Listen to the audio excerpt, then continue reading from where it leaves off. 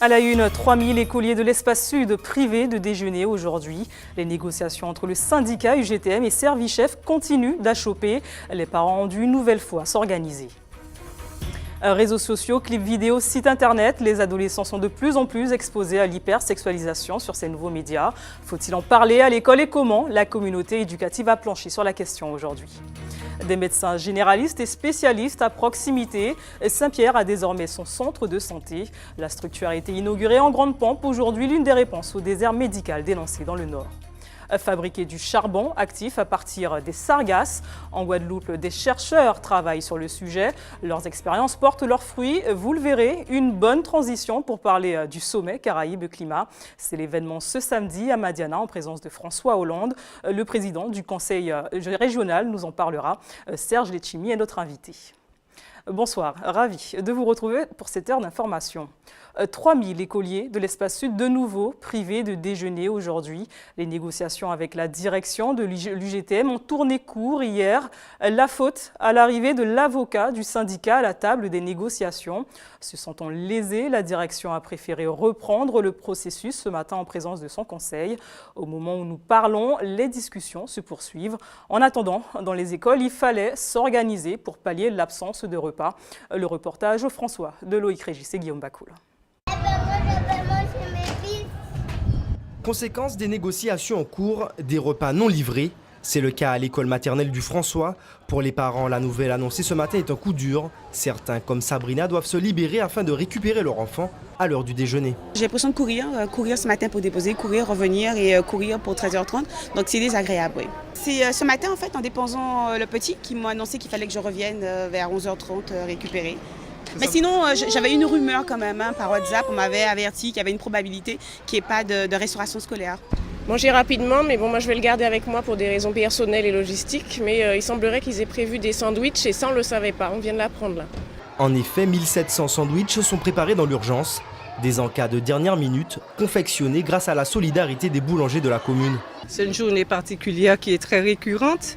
9h, on appelle les boulangers. Vous savez, hein, à 9h, il n'y a plus de boulangers puisqu'ils travaillent toute la nuit. Mais quand même, ils sont très compréhensifs sur le François. Ils nous ont quand même fait 400 pains en un laps de temps. Et avec l'équipe que j'encadre, on a pu satisfaire là, avant 11h, tous les petits franciscains de la ville. Une grève chez le fournisseur de repas qui modifie aussi l'emploi du temps des agents municipaux. Les agents, normalement, qui commencent à 10h, sont amenés à travailler avant l'heure, puisqu'ils sont mobilisés dès 9h, puisqu'il faut quand même préparer. D'autant plus qu'au François, nous n'avons pas de service de restauration propre pour produire des repas. Donc, nous sommes obligés de pallier à tout cela. En fin d'après-midi, les négociations se poursuivaient entre la direction de Servichef et le syndicat UGTM. En tout, aujourd'hui, plus de 3000 enfants ont été privés de repas dans le sud de la Martinique. Et pendant que l'on tente de sortir d'une crise, un autre conflit commence, celui de la compagnie Air Antilles-Express. Pilotes, personnel au sol et navigants dénoncent leurs conditions de travail ainsi que le non-respect d'accords signés en 2002, notamment sur leur temps de repos obligatoire. Des perturbations sur les rotations pourraient se faire sentir dès demain. Le mouvement concerne aussi la Guadeloupe et la Guyane. On écoute le porte-parole des grévistes interrogé par Loïc Régis et Guillaume Bacoul. Il y a des gars qui sont sur des avions de 19 places qui devaient monter sur la TR, c'est ce qui avait été signé dans cet accord. Or, ils ont préféré prendre des pilotes de l'extérieur au lieu de faire la promotion des gens qui sont à l'intérieur, aussi bien au niveau des pilotes, de l'encadrement, etc. La réglementation, elle est très stricte là-dessus et nous avons de très mauvaises conditions de travail pouvant porter atteinte à la sécurité des vols. Par exemple ? Il faut savoir que nous sommes en sous-effectif chronique et la direction, elle ne veut pas embaucher. Deuxièmement, les congés non respectés, impossible de prendre nos congés, etc. Donc ce qui fait qu'on se retrouve avec pas mal de jours de congés, impossible de les prendre. Direction la Guadeloupe maintenant, où le torchon continue de brûler dans le conflit qui oppose les gérants des stations-service et l'Union des travailleurs des produits pétroliers. Les négociations ont une nouvelle fois échoué. Aucun accord n'a pu être trouvé sur la question de la revalorisation salariale. Conséquence, les pompistes font monter la pression en menaçant de faire grève. On fait le point avec Linda Kayersi. Entre les gérants de stations-service et les pompistes, c'est le statu quo. Les discussions entamées depuis le 16 avril dernier dans le cadre des négociations annuelles obligatoires bloquent sur les salaires. Les pompistes menacent de faire grève. Par rapport au coût de la vie, l'augmentation de l'essence, l'augmentation du coût de la vie, on est salarié effectivement qui n'est plus de 20 ans, quand on touche 1100 euros, 1200 euros dans ce secteur-là, donc c'est pas normal. On a dans secteur où la richesse qu'a dégagée, pour nous, il est évident que la richesse à partager. Je ne l'ai pas partagée convenablement, donc nous allons chercher. Au salaire s'ajoute une augmentation de 1 euro sur les tickets restaurants et de 5 euros pour la prime de transport, ainsi que l'application de la Corbino. Du côté des gérants, difficile de répondre aux revendications des pompistes. Depuis 2006, ils n'ont pas obtenu de revalorisation de leur marge. Ils pointent du doigt, une nouvelle fois, les imperfections du décret Lurel. On nous avait fait comprendre à un moment donné que ce décret allait permettre au carburant de baisser à la pompe. Ce n'est pas le cas. Nous avons le problème des stocks stratégiques, ou qu'on peut appeler le problème des réserves en carburant, reste toujours d'actualité. Donc, ce qu'on peut dire, c'est que rien n'est réglé. Et tout cela rend nos négociations avec le TPP très difficiles. Toutefois, des points d'accord ont été trouvés sur les conditions de travail. En attendant un éventuel retour à la table des négociations, gérants et pompistes sont donc tous deux déterminés à se faire entendre, à coup de communication et de menaces de grève. Dans le reste de l'actualité, ce tragique accident ce matin, non loin de l'échangeur de la Galeria. Un quinquagénaire est décédé victime d'une crise cardiaque alors qu'il se trouvait au volant. Selon les témoignages, une infirmière a tenté de lui venir en aide sans succès. Les secours n'ont pu que constater son décès à leur arrivée.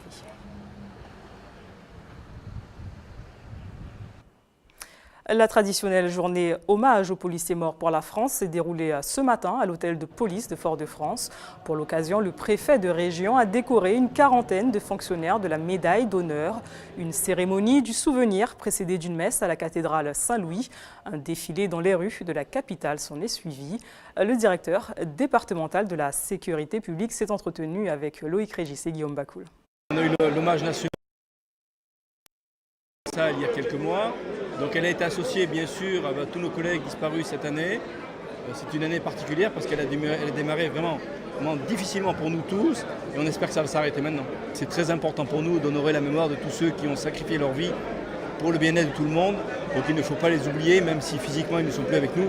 L'esprit est là et nous devons nous le perdurer. Le message, c'est surtout de ne pas oublier ceux qui sont partis malheureusement. La mission, elle continue, elle est toujours de plus en plus difficile. Et si on a un message à faire passer à tous les fonctionnaires, qu'ils soient municipaux ou nationaux, c'est faites attention. Parler sexe à l'école, un enjeu de taille pour la communauté éducative. Le lycée de Bellevue a organisé aujourd'hui un séminaire consacré à la sexualité des jeunes.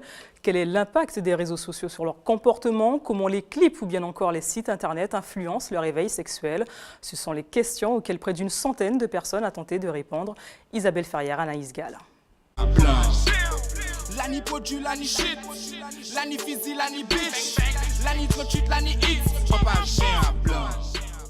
Violence, sexe, drogue, des clips toujours plus sulfureux, mais surtout dangereux pour un public non averti. Dans ces clips-là, on va retrouver beaucoup de choses évoquées. On retrouve la criminalité qui est parfois glorifiée, le fait de commettre des crimes. On va retrouver aussi des pratiques sexuelles déséquilibrées. On va retrouver aussi une image de la femme qui est très réductrice. Et cela, pour des jeunes hommes qui sont en construction, ils peuvent embrasser cette image-là comme étant la réalité. C'est pour parler de ces risques que la communauté éducative est réunie ce matin. Enseignants, assistants sociaux, parents d'élèves, tous planchent sur la même question. Objectif ? Prévenir les dérives, à l'image de ces photos qui ont circulé sur les réseaux sociaux en mars dernier. Prendre une photo de soi, filmer ses ébats sexuels, que ça n'est pas si grave que ça. Mais on se rend compte en réalité que quand les photos et les ébats arrivent sur l'espace public, ça détruit la vie des personnes qui sont impliquées. Mais la banalisation du corps constamment montré, la banalisation des pratiques sexuelles, certains gens, certaines personnes en arrivent à penser que pour avoir de l'attrait, pour être quelqu'un, faut exposer sa vie sexuelle ou exposer son corps. Premier rempart face au danger de l'Internet, les parents.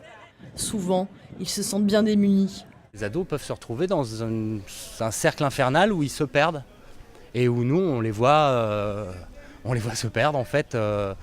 et où la seule chose qu'on a, c'est la répression.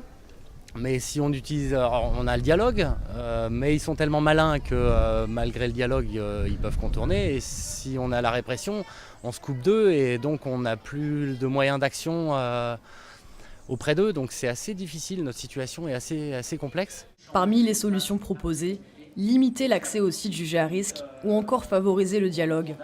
Pour mieux toucher sa cible, l'Éducation nationale avait lancé la série en ligne Les Puceaux. Des vidéos destinées à casser les préjugés sur la sexualité. Un jour, tu vas te réveiller, t'auras le zizi tout fripé, t'auras jamais baisé de ta vie. Tu te rends pas compte, t'as une chance de dingue, là. Hé, j'ai pas un truc dans les dents. Bilan, plus d'1 million de vues sur Internet. Avec cette vidéo, l'institution a remporté son pari de presque détrôner YouPorn, le site pornographique de référence chez les jeunes en quête d'information. À voir et à revoir sur le site de l'Éducation nationale. Restez avec nous dans quelques instants. Retour sur l'exploit sportif de la Gauloise. Les Trinitéennes ont raflé le titre de championne de Martinique de basket à l'Éclair de Rivière-Salée. Résumé de la rencontre à suivre. Puis quand une légende n'en est plus une, les témoins ayant vu le crocodile de la Lézarde il y a de nombreuses années sont enfin réhabilités. Nous sommes allés à la rencontre de l'un d'entre eux. Témoignage à suivre dans quelques instants. Mais avant, l'événement de la semaine, justement, c'est aussi la conférence Caraïbes-Climat ce samedi à Madiana, sous la présidence du président de la République, François Hollande. Une trentaine de délégations de toute la Caraïbe sont attendues, des petits pays qui subissent de plein fouet la conséquence du changement climatique. Maître d'œuvre de ce sommet, la région Martinique, son président est avec nous ce soir. Serge Letchimy, bonsoir. Bonsoir. Alors, cyclone, séisme, montée des eaux, la région Caraïbe est aujourd'hui fortement impactée par le dérèglement climatique. Et en même temps, nos petites îles ne contribuent que faiblement à l'émission de gaz à effet de serre. Il y a comme une forme d'injustice. Comment rétablir l'équilibre? C'est l'un des enjeux de ce sommet également? Oui, absolument. Je pense que vous avez parfaitement résumé les choses. Les très grands pays émettent beaucoup de gaz à effet de serre, donc contribuent très fortement au réchauffement climatique avec des conséquences désastreuses. Je n'ai qu'un exemple à donner. Avant, vous aviez des cyclones de 200 km/h, c'était déjà très grave. Maintenant, vous avez des cyclones ouragans de 300 km/h. La Martinique risque de perdre au cours d'ici 2060-2070 70 km². Donc la montée des eaux est un enjeu majeur. Donc c'est dans le temps, dans la prise de conscience mondiale, de telle sorte que des pays qui émettent beaucoup de gaz à effet de serre puissent bien sûr diminuer leurs prétentions pour atteindre les 2 degrés maximum pour ne pas aller à la catastrophe. La deuxième chose, il faut que chaque pays puisse aussi avoir un programme. C'est la Caraïbe va s'exprimer très fortement là-dessus. Et le troisième élément, il faut que les pays qui émettent beaucoup de gaz à effet de serre, qui contribuent fortement, puissent contribuer aussi à la restauration des milieux qui ont été détruits. Donc c'est aussi lutter contre l'injustice qui est liée aux mutations climatiques. Alors au-delà des annonces et des vœux qui seront faits, est-ce que ce sommet aboutira à des solutions pour croire à son efficacité? Alors l'objectif du sommet, c'est permettre à la Caraïbe de s'exprimer dans le cadre du sommet de Paris qui se tiendra à Paris en décembre prochain. Il faut savoir qu'il y a près de 30 000 personnes, tous les États seront représentés, beaucoup de pays. Mais si on n'avait pas fait ce sommet-là ici, on a d'ailleurs fait un sommet à Manille, il y a un sommet à Lima, mais les Caribéens n'ont pas pu s'exprimer avec la voix compte tenu de l'importance pour les États insulaires. Donc le président Hollande venant ici, j'ai demandé à ce qu'il y ait un sommet qui soit organisé à Martinique. Nous aurons 30 délégations ici, la plupart des pays de la Caraïbe seront ici pour s'exprimer très fortement, de telle sorte qu'on puisse préparer leur intervention et surtout que leurs paroles soient guidées par la déclaration de Fort-de-France de samedi prochain. Mais avant, à moins de 24 heures de la venue du président François Hollande aux Antilles, nous le disions, il va présider également ce sommet. De nombreuses voix commencent à s'élever, socioprofessionnels, syndicalistes ou simples citoyens, tous espèrent que leurs préoccupations soient prises en compte. Alors depuis son élection, François Hollande ne s'était pas encore rendu aux Antilles. Alors sa visite cristallise les attentes. Je vous propose de regarder ce reportage de Guy René sur le sujet. Alors qu'il incarnait le changement et l'espoir en 2012, 3 ans après son élection, François Hollande semble avoir perdu du crédit auprès de certains Martiniquais qui n'espèrent pas grand-chose de sa visite. Moi, je n'attends rien du visite de François Hollande. Tout ce qu'il avait promis pour la période d'élection, là, il n'a rien foutu. La première des choses qu'il a fait, mariage pour tous. Il a venu nous pour faire qui ça? Rien qui pour venir parler les mêmes paroles et puis il pas à Brenner. top gênant chômage, nous avons fait top bêtise, top la rôle, top bêtise. Depuis le temps que les présidents descendent en Martinique, quand ils descendent, c'est pour prendre le soleil du pays, c'est tout. Ça n'a jamais rien donné, c'est pas aujourd'hui que ça va donner quoi que ce soit. Du côté des syndicats, notamment de l'éducation, on regrette que le chef de l'État n'ait prévu d'aborder le devenir de l'université lors de son déplacement. À l'heure où nous parlons, l'université est en cessation de paiement, puisque depuis le 31 mars, son budget est clos, et on est obligé de mendier des rallonges. Ce n'est pas acceptable. De la même manière, nous arrivons à un tournant de l'année et les étudiants ont besoin de savoir ce qu'ils deviennent. Nous aurions aimé que le président de la République prenne position ouvertement au nom de son gouvernement en disant « Bon, nous appuyons cette université et nous donnerons tous les moyens qu'il faut pour que le pôle Martinique puisse vivre autant que le pôle Guadeloupe ». Chez les socioprofessionnels, les principales organisations ont co-signé le 30 avril dernier une lettre à François Hollande. Ils attirent l'attention du président sur de nombreux aspects de l'économie locale. Il faut que l'État nous aide à améliorer la compétitivité de nos entreprises industrielles. Améliorer la compétitivité des entreprises industrielles, c'est-à-dire nous aider à diminuer nos coûts, nos charges d'exploitation, nos coûts d'investissement, c'est-à-dire continuer à soutenir l'activité de production locale, par des aides financières, des soutiens publics. Il y en a déjà quelques-uns de ces soutiens publics. Nous souhaitons qu'ils soient maintenus. Si aucun volet économique ne figure au plan de visite du chef de l'État, selon certaines informations, la ministre de l'Outre-mer, Georges Paul-Angevin, ou l'un de ses conseillers devrait rencontrer les acteurs socio-économiques. En revanche, dans la sphère politique, une grande messe est prévue à l'Atrium samedi 15h, où 1 millier d'élus est attendu. L'occasion peut être d'aborder la baisse inquiétante des dotations des communes. Alors Serge Letchimy, François Hollande vient inaugurer ce sommet, mais il est attendu sur bien d'autres sujets, vous l'avez vu dans le reportage. Est-ce que le président aura vraiment le temps de se pencher sur toutes ces questions ? Vous savez, le déplacement d'un président de la République suscite beaucoup d'espoir, beaucoup d'espérance, et c'est totalement légitime, notamment lorsque vous avez la situation des jeunes, où de très nombreux jeunes sont en inactivité. La croissance économique en Martinique existe, mais pas suffisamment pour créer de l'emploi. C'est normal, mais le président va s'exprimer sur le plan économique. Il le fera à l'Atrium. Il y a déjà des actions qui sont menées très fortement. Je pense, un exemple très précis, l'augmentation du CICE jusqu'à 12% pour permettre aux entreprises de pouvoir lutter contre le coût du travail me semble une initiative très importante. Donc nous allons aussi faire des propositions. Il ne s'agit pas d'attendre du président de la République. Et des annonces seront faites ce week-end ? Nous verrons. On a préparé ces réunions-là. Je répète qu'il ne s'agit pas simplement d'attendre du président de la République. C'est vrai que l'État doit jouer un rôle très important. Il faut que nous soyons en mesure de faire des propositions très concrètes. On en fera à l'Atrium et le président répondra à nos attentes. Alors justement, l'objectif principal également de cette venue, c'est le sommet climat.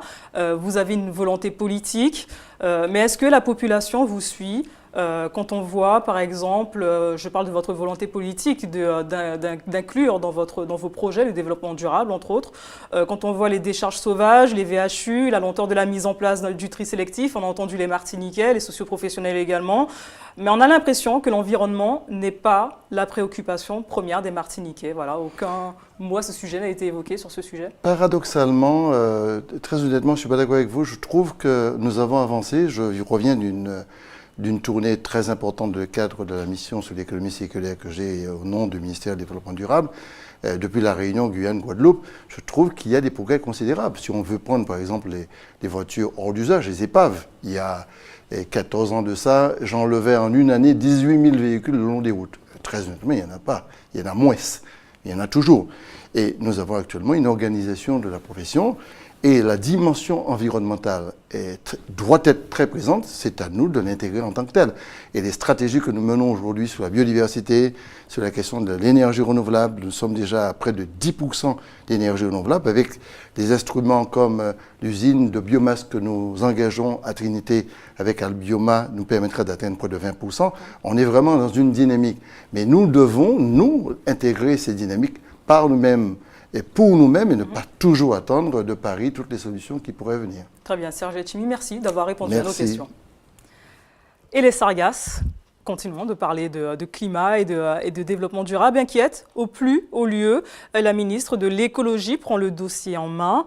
Dans un communiqué, Ségolène Royal annonce des mesures concrètes à quelques jours de la visite présidentielle. Pour lutter contre ce phénomène, le plan d'action vise à charger le centre de ressources des aires protégées situées en Guadeloupe, de travailler sur les origines du végétal. Le deuxième volet consiste de venir en aide aux collectivités pour nettoyer le littoral. Enfin, il s'agit aussi de mettre en place des infrastructures de gestion et de valorisation de ces sargasses. Les sargasses continuent, tout comme ici, à handicaper le quotidien des villes côtières. Évacuées dans l'urgence, ces algues font partie des grandes priorités de l'archipel. Et preuve que dans le pire, on peut trouver du bon, des chercheurs de l'Université des Antilles ont trouvé un moyen de transformer ce nuisible. Grâce à un four solaire, ils transforment le végétal en charbon actif. Linda Kersi. Sarah Gaspard est enseignante-chercheuse au campus de Fouillol. Depuis 3 ans, elle travaille sur un projet, la transformation des sargasses en charbon actif. Tout d'abord, on va collecter des échantillons de sargasses sur les plages, tout simplement. Et puis ensuite, à partir de cette sargasse, on va effectuer ce qu'on appelle une pyrolyse. Une pyrolyse, il s'agit en fait de chauffer à des températures comprises entre 600 et 800 degrés la sargasse, et en présence d'un agent activant, et ce qui va conduire à ce qu'on appelle un charbon actif. Une fois la sargasse recyclée, elle peut être utilisée pour le traitement de l'eau. Exemple, des eaux contaminées par le chlordécone. Alors nous, au laboratoire, on s'intéresse à 2 applications pour le moment qui sont à la fois le stockage de l'énergie et aussi le piégeage de la chlordécone. Puisque actuellement en Guadeloupe sont utilisés des charbons actifs dans le traitement des eaux contaminées par la chlordécone, donc dans les stations de traitement du Sud Basse-Terre en particulier. L'algue brune, une ressource naturelle peu coûteuse à transformer. Pas besoin d'électricité, juste un four solaire. Cela fait plus de 6 ans que Ted Soubdan, lui aussi enseignant-chercheur, travaille sur la fabrication de ce four. Nous avons développé avec une entreprise la valorisation de toute matière par la concentration solaire. Donc c'est du solaire thermique. Et donc on arrive à concentrer l'énergie solaire de façon très importante. On concentre jusqu'à 32 fois plus l'énergie solaire pour valoriser énergétiquement différents types de matières. Et donc on arrive à en faire du charbon. Un four solaire qui peut transformer jusqu'à 27 tonnes de sargasses par jour en charbon actif. En termes de charbon, on arrive à traiter 27 tonnes de matière pour environ 15 à 18 tonnes de charbon par jour. Donc ça fonctionne avec tout type de matière. Donc avec la sargasse, nous avons fait des tests, ça fonctionne assez bien. Et donc on peut traiter jusqu'à effectivement 27 tonnes de charbon, de sargasse par jour pour faire du charbon qui peut être ensuite valorisé. La sargasse vient ainsi allonger la longue liste de ressources naturelles transformables en charbon actif, aux côtés des coquilles de noix de coco ou encore la goyave. Cette information en bref au chapitre politique, le projet de loi modifiant la loi relative à l'octroi de mer a été adopté aujourd'hui au Sénat.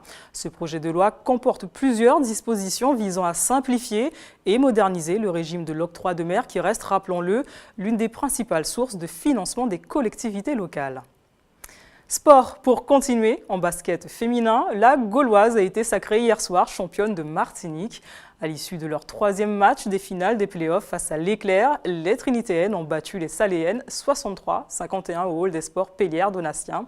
Chez les hommes, le Golden Star a pris une belle option sur la victoire finale en s'imposant 75-59 face à Lussac. Les Étoiles d'Or mènent 2-1. Résumé de ces rencontres, Caril Chassol, Michelet François. La Gauloise, sacrée championne de Martinique 2015. C'est une fois encore dans une chaude ambiance que l'Éclair en blanc et la Gauloise se retrouvent pour ce 3e match des playoffs. Et à l'image des 2 premières rencontres, le début de match est équilibré. À la fin du premier quart-temps, les Trinitéennes prennent un léger avantage, elles mènent de 3 points. Un écart qui passe dès l'entame du 2e quart-temps de 3 à 7 points. Bousculés, les partenaires de Mylène Valéry ont bien du mal à recoller au score. Les jeunes Trinitéennes, elles, se montrent rigoureuses en défense et efficaces en attaque. Résultat, à la pause, la Gauloise mène de 11 points. Un écart que les Saléennes s'attellent à réduire. Le match gagne encore en intensité l'Éclair revient à 6 points. L'Éclair met une grosse pression. Les filles de Cyril reviennent même à 3 points de leur adversaire. Mais au mental et avec une grande lucidité dans les choix offensifs notamment, la Gauloise s'impose 63-51 et est sacrée champion de Martinique 2015. Notre envie de gagner cette finale parce qu'à un moment, l'Éclair, on en a un petit peu marre. Du coup, là, on le méritait, on est une équipe pour gagner. Et ce qui a fait la différence, c'est que notre jeunesse a pris le dessus. On n'a pas baissé les bras, on a continué à mettre de l'intensité. C'est ça qui fait la différence. Elles ont plus de rotation que nous. On a joué certainement de manque de fraîcheur parce que on a tourné à 5 ou 6, on a perdu 2 joueuses pour cette finale-là. Maintenant, c'est la loi du jeu, on l'accepte, elles ont été meilleures, elles ont gagné. Point barre. Chez les hommes, pas question de sacre à l'occasion de ce 3e match des finales des playoffs, mais il s'agissait plutôt de prendre un ascendant sur son adversaire. Mais à l'entame de cette rencontre, on assiste surtout à un festival de maladresse. Le temps sans doute de régler la mire. Progressivement, les joueurs trouvent leur marque. Le match est équilibré. À la fin du premier quart-temps, l'USAC mène de 5 points. Un écart que les Étoiles d'Or comblent en 2 minutes. Chaque point est disputé et à la pause, l'USAC mène 39-37. Dès la reprise, après 30 secondes, le Golden Star égalise. Le match est équilibré. Mais en fin de quart-temps, sur ce shoot à 3 points, ou encore ce dunk, les protégés de Souchette prennent 8 longueurs d'avance. Moins en réussite dans leur tentative, les partenaires de Dona voient leur adversaire se détacher. Le Golden Star s'impose de 16 points. Vous savez, quand on rate 22 lancers francs dans un match, mais c'est pas la peine. Donc voilà, on va rester sur ça. Et puis on va revenir dans les meilleures conditions possibles. De toutes les façons, on n'a pas le choix. Après des années de play-off, on sait très bien que rien n'est joué et qu'il faut rester très humble. Il faut rester solide dans la tête pour aller chercher ce 3e match-là. 4e match qui pourrait être décisif pour le Golden Star ou voir l'USAC égalisé à 2 partout. Demain, 20h, toujours au Hall Pilière-Donatien. Nous sommes jeudi, jour de culture sur ATV. Ce soir, l'équipe de Terre d'Artistes vous emmène au Marin à la rencontre de Cindy Bellet, une jeune artiste peintre qui expose au centre culturel Vincent Placoli. Vous découvrirez aussi la bande dessinée de Dominique Serafini qui raconte l'histoire des épaves de la baie de Saint-Pierre. Tout cela, ce sera à 20h, présenté par Fanny Marceau, juste après la tranche info extrait.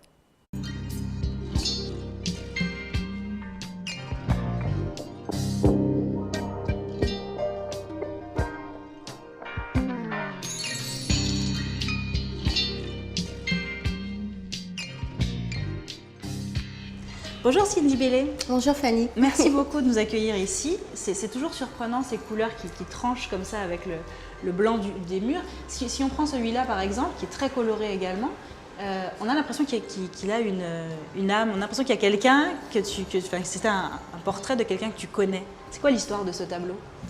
L'histoire de ce tableau, effectivement, c'est quelqu'un que je connais. Tous les tableaux que je réalisais, ce sont des personnes que j'ai vues. Et ça permet de transmettre plus d'émotions parce que j'ai eu un contact avec ces personnes. L'information locale et régionale continue, plein feu sur vos quartiers, tout de suite avec votre JT des communes.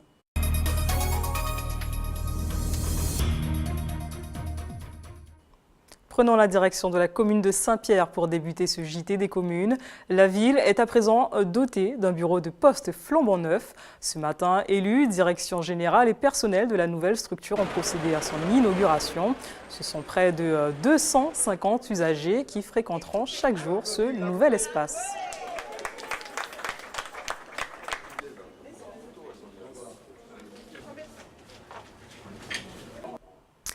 Et à Saint-Pierre, toujours, on procédait également à l'inauguration du nouveau centre de santé. Médecine générale, gynécologie, la structure accueille déjà le public issu depuis près d'un mois.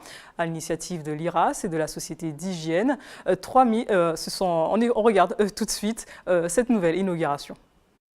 Consultation de médecine générale, gynécologie et nutrition. Ce centre de santé veut répondre à un besoin de proximité, la fin de la galère pour les habitants de Saint-Pierre et de ses environs qui jusqu'alors se rendaient aux urgences de l'hôpital communal ou jusqu'à Fort-de-France pour soigner leurs maladies et petits bobos. C'est une bonne chose pour le Nord-Caraïbes parce que à chaque fois il faut qu'on descende à Fort-de-France. C'est très compliqué, surtout quand Quand on a besoin de médecin, il n'y a pas de médecin. Des fois, on a des rendez-vous assez longs, vers 3 mois, ou il faut attendre 3 mois, 6 mois. Ou soit on reporte les rendez-vous, des fois, mais je pense que c'est très bien. Ce centre de santé veut rayonner dans tout le Nord Caraïbe, une zone sous-dotée en matière d'offres de soins. Le Nord Caraïbe compte environ 2% de médecins généralistes installés et il y a 3 communes qui n'ont pas du tout de médecins, à savoir les communes de Bellefontaine, de Morne-Vert et de Font-Saint-Denis. Mais c'est une problématique qui concerne vraiment l'ensemble du Grand Nord. Alors aujourd'hui, il s'agit donc de faire reculer la désertification sanitaire dans le Nord. Pour l'heure, la fréquentation du centre de santé de Saint-Pierre est encore faible, mais d'autres services sont programmés pour améliorer l'accès aux soins dans la zone. On va sans doute rajouter des consultations dentaires, peut-être des consultations ophtalmo. Donc voilà, on va essayer de répondre en tout cas aux besoins de la population. Il y aura aussi des consultations de diabétologie. Donc voilà, on se situe surtout sur du dépistage, de la prévention, soins de premier recours aussi. L'action du centre de santé de Saint-Pierre se veut complémentaire de celle des médecins libéraux du Nord Caraïbe. Bientôt, c'est tout le nord de la Martinique qui verra son offre de soins améliorée. Dans le dernier trimestre 2015, une structure du même type devrait ouvrir ses portes sur la commune de Basse-Pointe. L'affaire du crocodile de la Lézarde préoccupe plus que jamais les esprits. Alors que les patrouilles pour retrouver l'animal se poursuivent, un prénom lui a été trouvé, Georges. Avant le cliché de ce début de semaine, le crocodile avait été vu de nombreuses fois, notamment en 2002. La rubrique Pawal en bas-feuille du France Antilles de l'époque en avait fait ses choux gras. Hubert Bornil et Michelet François ont retrouvé un témoin de l'événement. Aujourd'hui, on a la chance de rencontrer un homme qui, à plusieurs reprises, a vu le crocodile. À l'époque, on l'avait ironisé, le France Antilles même de l'époque, datant du 2 et 3 novembre 2002, disait dans Parole en bas-feuille que c'était un crocodile, D-E-A-L, histoire d'attirer les touristes. On l'écoute. Nous étions à la Saint-Hubert, un terrain de chasse qui se trouve à l'opposé de Californie. C'était le mardi 29 octobre 2002. Serge se sent comme réhabilité depuis l'annonce de la présence de crocodiles dans les eaux de la Lézarde. Le chasseur a dû pourtant attendre longtemps avant de voir enfin la vérité éclater au grand jour. En coup ou oui, en coup ou pas oui, comme l'homme sans tête, ou encore l'homme à l'époque, le crocodile du canal du Lamentin refait surface. 8 chasseurs, pas un de moins, sont formels. Ils ont aperçu, sortant de l'eau, sous des troncs d'arbres, du côté de la Lézarde, une tête ressemblant à celle d'un crocodile ou d'un alligator ou d'un caïman. Et pourquoi pas d'un Lamentin de retour au pays de ses ancêtres. L'article qu'il lit a été écrit dans l'édition du 2 et 3 novembre 2002. Nous avons été là pendant une dizaine de minutes. Mais malheureusement, j'ai bladé qu'à cacher l'ondière réelle. Mais nous, distinctivement, l'ondière tête. Il est fait environ 40 cm. Ça qui laisse nous présager que c'est un bête qui tenait un certain longier. À l'époque, les chasseurs avaient été considérés comme des rêveurs. Personne, en fait, n'avait cru à leur histoire de crocodile. Des chasseurs et des pêcheurs, nous avons été plus accusés d'ivoire qu'autre chose. Ce n'est pas non plus un sentiment de satisfaction parce qu'on a découvert le crocodile. Ce qui importe pour moi, c'est que maintenant, il est reconnu qu'il se trouve là. D'autres pêcheurs que nous avons rencontrés semblent bien amusés de cette situation. Pour eux, il y aurait bien plus d'un crocodile dans les eaux de la Lézarde. Réparation donc faite pour ce chasseur. Les recherches, elles, se poursuivent pour tenter d'attraper l'animal. En attendant, moi, je me prélasse tranquillement à l'ombre d'un amandier. Votre journal local et communal se termine. Restez sur ATV. On se retrouve dans une poignée de secondes avec Régine Germani pour Antche Pays.